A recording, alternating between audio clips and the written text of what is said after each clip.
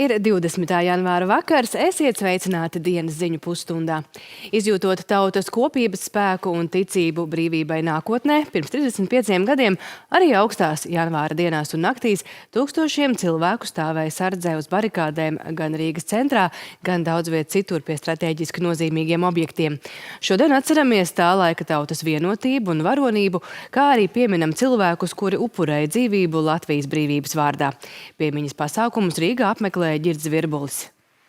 Barikāžu 35. gada dienā arī tapusi vēsturiska Latvijas televīzijas dokumentālā filma Baltijas Bābele, kas šovakar televīzijā būs skatāma, bet par tās tapšanu un vēstījumu pastāstīs kolēģi kultūras ziņās. Tas turpinājumā, bet es no jums atvados.